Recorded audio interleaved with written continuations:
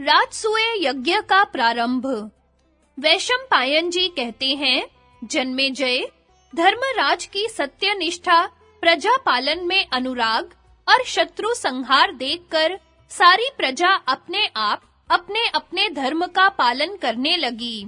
शास्त्र के अनुसार कर की वसूली और धर्म पूर्वक शासन करने से समय पर मनचाही वर्षा होने लगी। राष्ट्र सुख समृद्धि से भर गया। राजा के पुण्य प्रभाव से खेती-बाड़ी, व्यापार और गौ रक्षा ठीक-ठीक होने लगी। प्रजा में परस्पर की धोखेबाजी, चोरी और लूट का नाम भी नहीं था।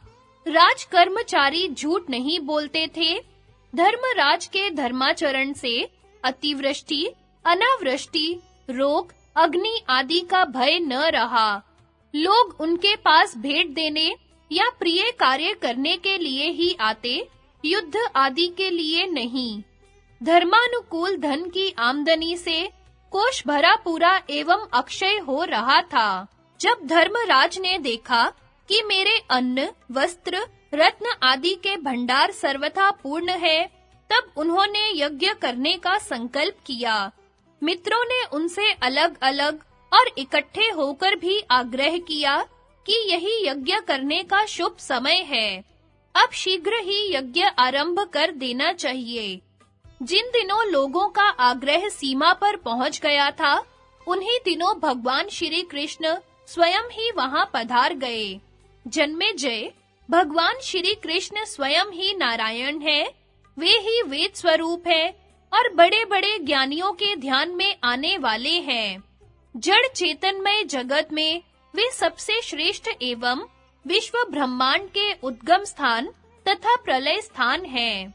वे भूत, भविष्य, वर्तमान के स्वामी, दैत्यनाशक, भक्तवत्सल एवं आपातकाल में शरण देने वाले हैं। भगवान श्री कृष्ण अपने भक्त युधिष्ठिर पर कृपा करने के लिए असंख्य धन, अक्षय रत्न राशि और महान सेना लेकर रथ की ध्वनि से दिगंत को मुखरित करते हुए इंद्रप्रस्थ में आ पहुँचे। सबने उनकी अगवानी करके उनका यथोचित सत्कार किया। धर्मराज युधिष्ठिर अपने भाई पुरोहित धौम्य और श्री कृष्ण द्वैपायन आदि ऋषियों के साथ उनके पास गए तथा विश्राम, कुशल प्रश्न आदि के अनंतर उनसे बोले, भैया श्री कृष्ण, यह सारा भूमंडल आपके कृपा प्रसाद से ही हमारे अधीन हुआ है। बहुत सी धन संपत्ति भी हमें प्राप्त हुई है। यह सब आपके ही लिए है। अब मैं चाहता हूँ कि इसके द्वारा विधि पूर्वक हवन और ब्राह्मण भोजन संपन्न हो। अब आप मेरे अभिलषित राजसूय यज्ञ के लिए मुझे अनुमति दीजिए। गोविंद, अब आप यज्ञ की दीक्षा ग्रहण कीजिए। आपके यज्ञ से मैं निष्पाप हो जाऊंगा, अथवा मुझे ही यज्ञ दीक्षा लेने की अनुमति दीजिए। आपकी इच्छा के अनुसार ही सारा कार्य संपन्न होगा।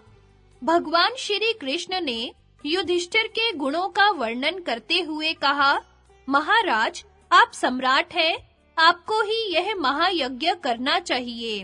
अब आप इस यज्ञ की दीक्षा लीजिए। युधिष्ठिर ने विनय पूर्वक कहा, ऋषिकेश, आप मेरी इच्छा के अनुसार स्वयं ही आ गए हैं। इतने से ही मेरा संकल्प सिद्ध हो गया।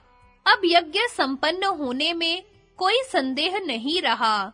अब धर्मराज युधिष्ठिर ने सहदेव और मंत्रियों को आज्ञा दी कि ब्राह्मणों के एवं पुरोहित धौम्य के आज्ञा अनुसार यज्ञ की सारी सामग्री शीघ्र ही मंगवाई जाए।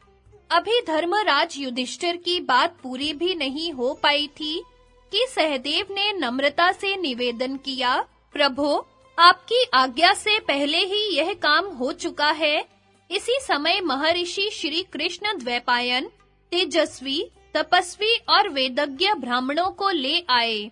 वे स्वयं यज्ञ के ब्रह्मा बने और सुसामा सामवेद के उद्गाता। ब्रह्मज्ञानी याज्ञवल्क्य अध्वर्यु हुए, पैल और धौम्य होता। इन ऋषियों के वेद वेदांग पारदर्शी शिष्य एवं पुत्र सदस्य हुए। स्वस्ति वाचन के अनंतर यज्ञ की शास्त्रोक्त विधि के संबंध में परस्पर विचार करके विशाल यज्ञशाला का पूजन किया गया। शिल्पकारों ने आज्ञा के अनुसार देव मंदिरों के समान बहुत से सुगंधित भवनों का निर्माण किया। अब धर्मराज ने सहदेव को यह आज्ञा दी कि निमंत्रण देने के लिए दूत भेजो। सहदेव ने दूतों को भेजते समय कह दिया कि देश के समस्त ब्राह्मण एवं क्षत्रियों को निमंत्रण दे आओ तथा वैश्य और सम्माननीय शूद्रों को साथ ही ले आओ। दूतों ने वैसा ही किया। जन्मेजय ब्राह्मणों ने ठीक समय पर धर्मराज को राजसूय यज्ञ की दीक्षा दी। उन्होंने सहस्त्रों ब्राह्मण, भाई, सगे संबंधी, सखा सहचर, समागत क्षत्रिय और मंत्रियों के साथ मूर्तिमान धर्म के समान यज्ञशाला में प्रवेश किया।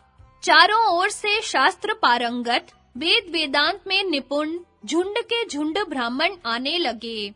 उनके निवास के लिए हजारों कारीगरों के द्वारा अलग-अलग ऐसे स्थान बनवाए गए थे जो अन्न, जल, वस्त्र आदि से परिपूर्ण एवं सब ऋतुओं के योग्य सुखकर सामग्री से परिपूर्ण थे। उन निवास स्थानों में ब्राह्मण कथा वार्ता एवं भोजन आदि प्रसन्न चित्त से करते रहते थे। जब देखो वहां यही कोलाहल हो रहा है, दीजिए दीजिए, लीजिए लीजिए।